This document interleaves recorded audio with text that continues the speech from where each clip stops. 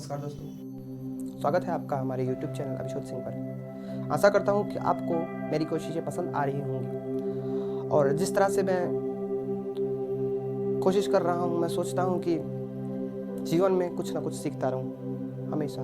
हर परिस्थितियों को कैसे खेला जाए, कैसे रहा जाए, हर परिस्थितियों में ढलने की कोशिश करता हूँ और कुछ अनुभव प्राप्त करता हूँ। हाँ, गलतियाँ होती हैं, सीखता हूँ, जो कि जीवन में बहुत ज़रूरी है। तो आज जो मेरा टॉपिक क्या आप उसको अनुभव कह लीजिए या फिर एक्सपीरियंस कह लीजिए।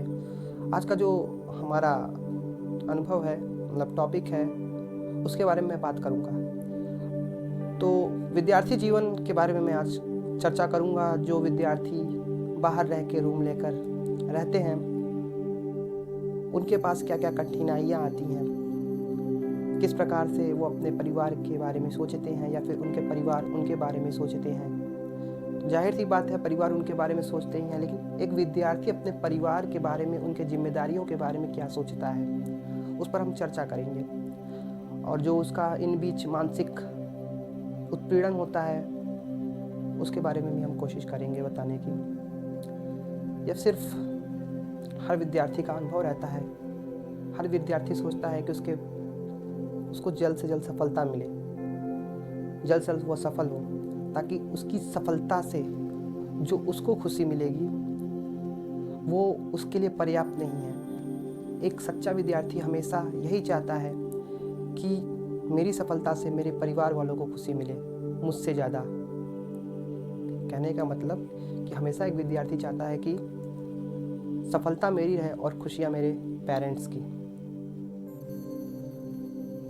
इन्हीं सबको सोचकर विद्यार्थी रात दिन मेहनत करता रहता है।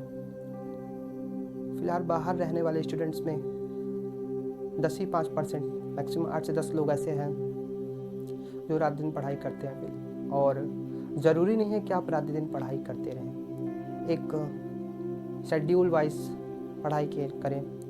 3 घंटे सुबह, 3 घंटे शाम, 6 घंटे मैक्सिमम है मेरी समझ से।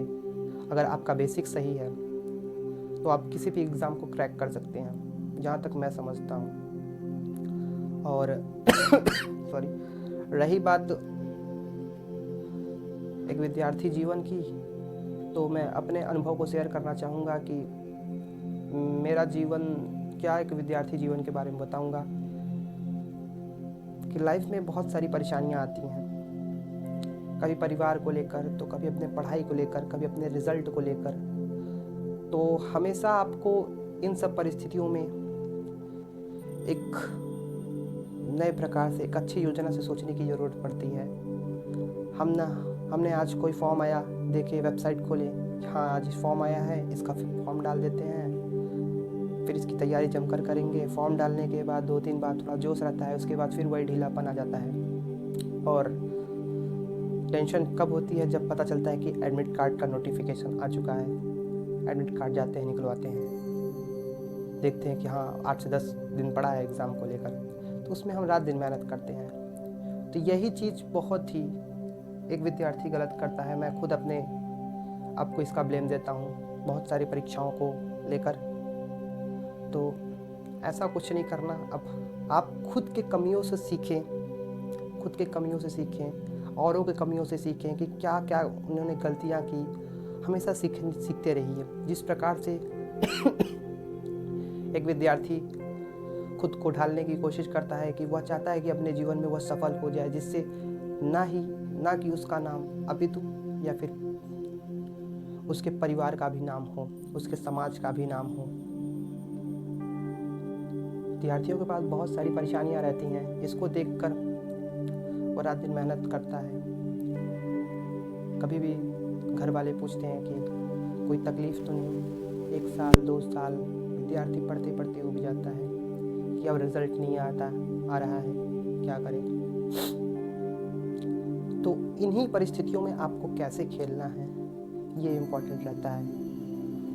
हम गलतियाँ वहाँ करते हैं। बहुत से फैमिलीज ऐसी होती हैं कि विद्यार्थी जब तक उसको समझ में आता है कि हाँ मैंने गलती कहाँ की, अब मैं कुछ सीखूंगा, तब तक यानी कि 1-2 साल वह पढ़ाई करता है। और जब वो सोचता है कि हाँ मैं अब पढ़ाई करूँगा, तब उसके परिवार वाले उसको बुला लेते हैं। कारण क्या है? आर्थिक। क्योंकि वही विद्यार्थी शहर को पढ़ने आता है जिसके घर में मतलब कि कमियां हैं, मतलब तभी वो पढ़ रहा है। घर को बहुत से ऐसे परिवार हैं जो वो चाहते हैं कि हमारा बेटा पढ़े, अच्छा पैसा कमाए, साथ ही साथ नाम करे। तो बात मेरे पास खत्म नहीं होती उनके पास। तो ये जो क्राइटेरिया जो हम लोग की कमियां हैं ये यहीं पास रुकती नहीं, उनके परिवार वहीं पास मिला लेते हैं जब हमारी सीखने की उम्र होती है। और कुछ बच्चे उन्हीं उम्रों में कुछ कर जाते हैं। तो हमें हर परीक्षाओं से कुछ ना कुछ सीखना पड़ता है। जैसे कि मैंने आज कोई परीक्षा दी और उसका रिजल्ट 10 दिन 15 दिन बाद, तो उदाहरण ले लीजिए, आया और उसमें मेरा मार्क्स आया सपोज 150 का है, 150 कट ऑफ गया है और उसमें 130 मेरा मार्क्स आया, ठीक। तो हम उसको लेकर डिप्रेशन में हो जाते हैं। तो हमें करना क्या चाहिए, हम करते क्या हैं, हमें सोचना ये चाहिए कि हाँ हमारा 150 मार्क्स आया है, मुझे बस थोड़ा सा और मेहनत करना है। जैसे सफलता को पाने के लिए हम अपना जोर 10 न्यूटन का लगा रहे हैं और सफलता पाने के लिए हमको 12 न्यूटन का बल चाहिए, तो हम 2 न्यूटन का और बल लगाएंगे ताकि हम सफलता तक पहुंच जाएं। 10 न्यूटन का अपना बरकरार रखते हुए 2 न्यूटन का और बल लगाएंगे ताकि हम सफलता तक पहुँच जाएँ।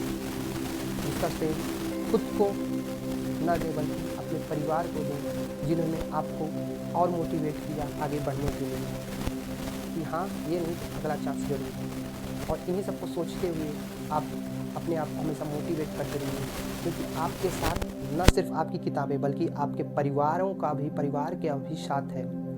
तो एक विद्यार्थी के साथ 2 चीज़ की, मैं मानूंगा कि 3 चीज़ का रहना बहुत ही ज़रूरी है। पहला तो आपके पास एक अच्छी स्टडी मटेरियल होनी चाहिए, आपके पास बुक्स होनी चाहिए पहला, और दूसरा परिवार का साथ होना चाहिए। परिवार को कभी भी उनको सॉरी नीचा ना, फिर उसको ब्लेम ना दे कि हाँ तुमसे ये एग्ज़ाम नहीं निकलेगा। इससे क्या होता है कि बच्चों को कॉन्फिडेंस लो हो जाता है और उनको टेंशन हो जाती है।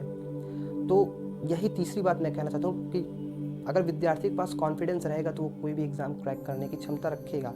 भले ही वो एग्ज़ाम ना निकाले, लेकिन उसके बाद कॉन्फिडेंस है कि हाँ मैं यह कर लूँगा। आपका 50% एग्ज़ाम कॉन्फिडेंस से निकल जाता है और बाकी के 50% आपकी मेहनत पर डिपेंड करता है। तो मैंने बहुत कुछ बोल दिया इस लेक्चर में। आशा करता हूँ कि आपको मेरा यह वीडियो पसंद आया हो। अगर पसंद आया हो तो जहाँ बस कहीं मेरी गलतियाँ हों उसको ज़रूर सुधार कीजिएगा, क्योंकि मैंने कोई पहले से मैं कुछ तैयार करता नहीं, मेरे मन में जो आता है मैं बोल देता हूँ। मैं कोई लेक्चरर हूँ नहीं। और अच्छा लगे तो या फिर मेरी गलतियों को ज़रूर बताने की कोशिश कीजिएगा।